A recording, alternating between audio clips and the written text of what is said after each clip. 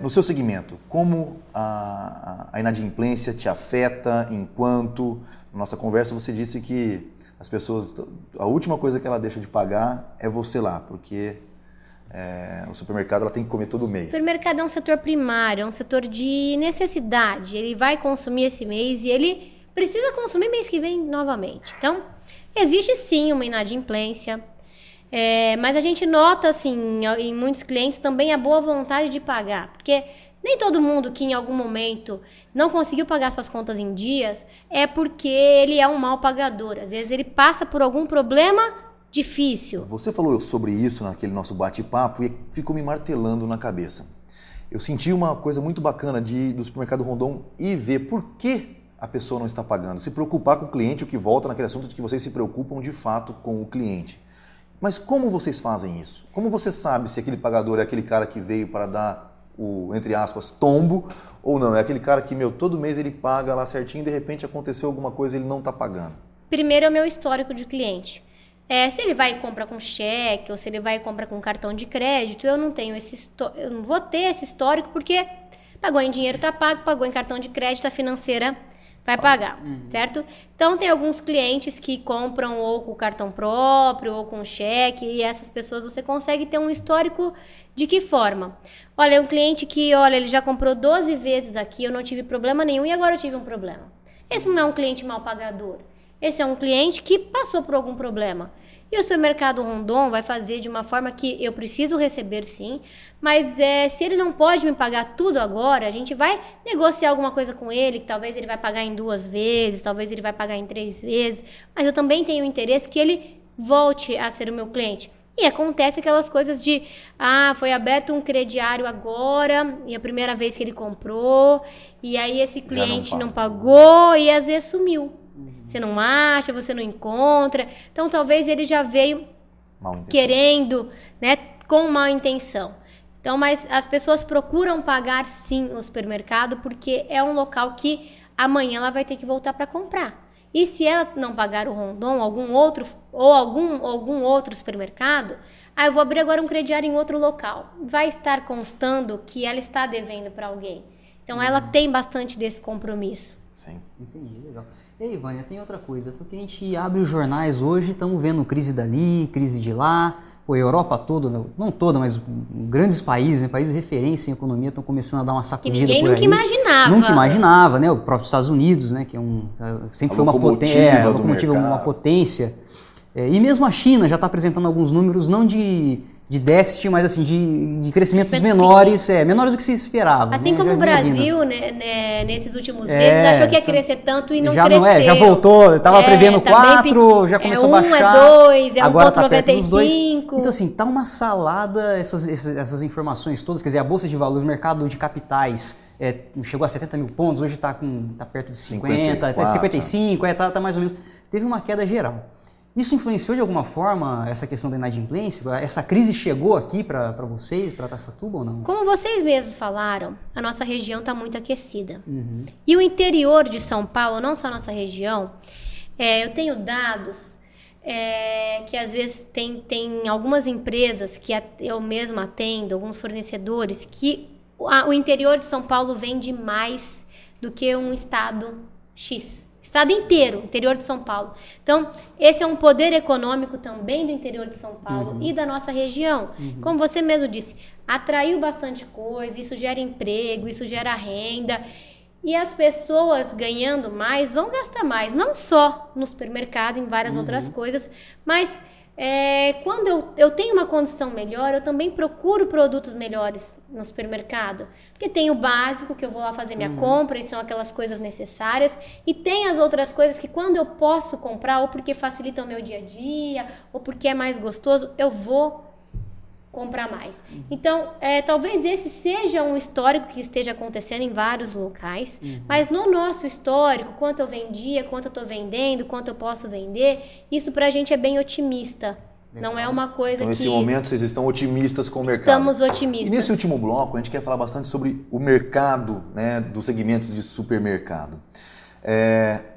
E um dos lugares que a gente sente, nós, pessoas comuns que, né, esquecendo de ser empresa, onde a gente sente a inflação, é lá na sua gôndola. a inflação hoje, existe, não existe? Na nossa conversa você disse que existe a inflação sazonal. Algumas são sazonais. Hoje, por exemplo, o tomate pode estar caro. Mas por quê? Porque choveu, ou porque não choveu, né? Ou algumas coisas porque esfriou muito, não é bom, ou fez muito calor. Então, tem alguns produtos que são assim. Às vezes, chove ou dia lá no sul. Isso vai afetar o preço do arroz, porque é um lugar que produz muito.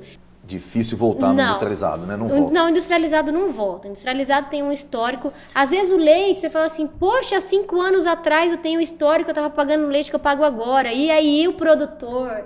E como que fica? Porque se você está vendendo no mesmo preço 5 anos, como que essa pessoa fez? Porque os insumos subiram, tudo subiu. Agora o industrializado, não. Hoje ele é R$1, amanhã ele pode ser R$1,05. Lá na frente ele pode estar 1,7, mas voltar a R$1, ele não volta. Ou só com uma promoção, alguma coisa nesse isso, por exemplo, no mas caso, não como preço... uma mercadoria.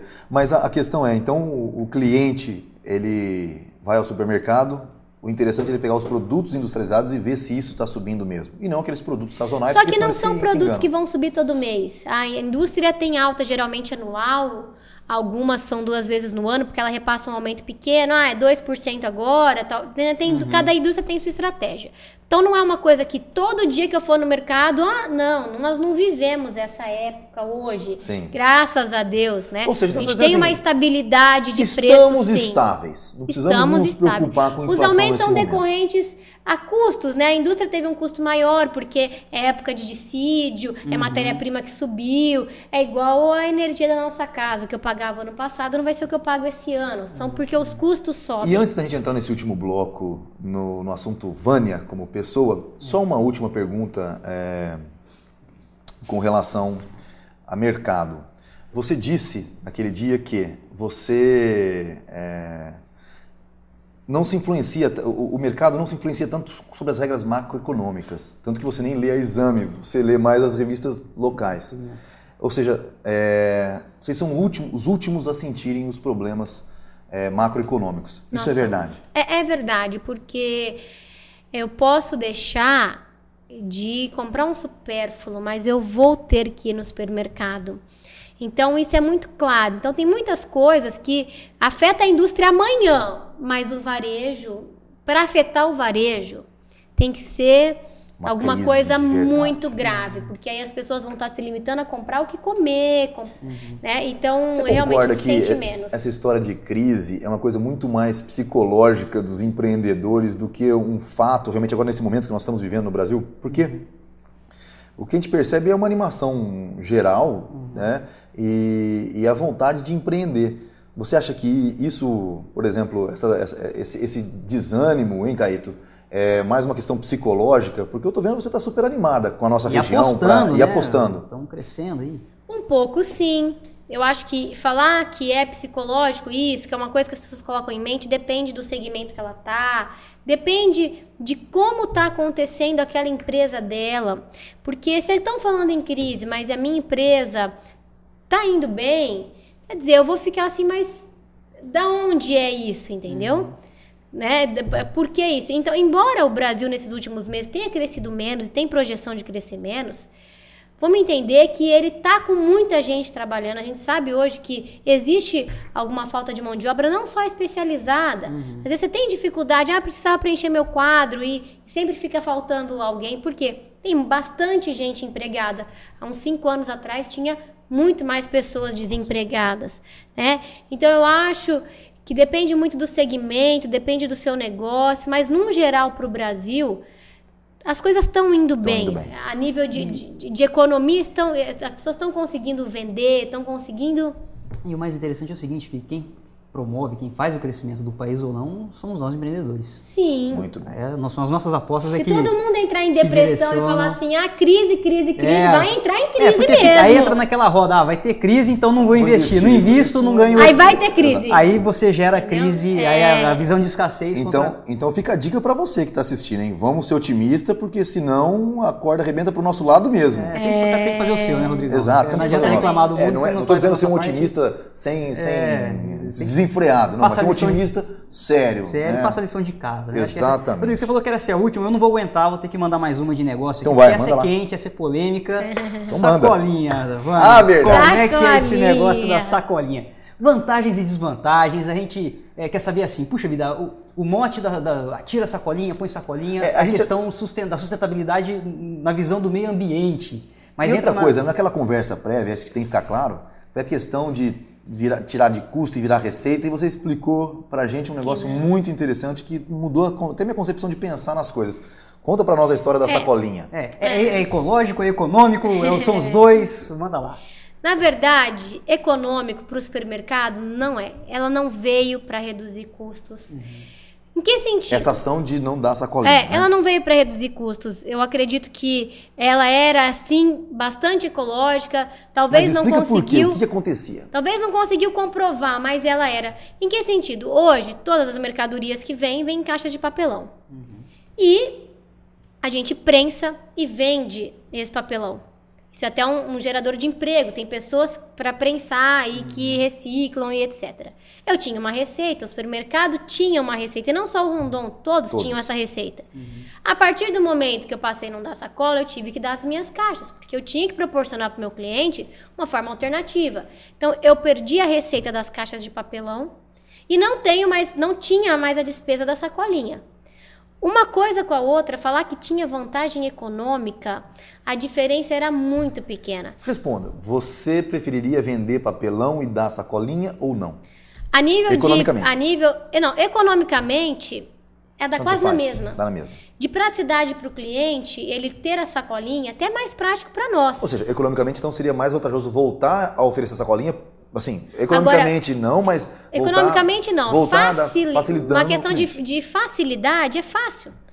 Eu tenho a sacolinha ali. Agora fica a pergunta, até onde o que é fácil é o melhor a se fazer? Perfeito. Porque o tanto de sacolinhas que eram distribuídas realmente, o pessoal ficava falando, vai aumentar a venda do saco de lixo.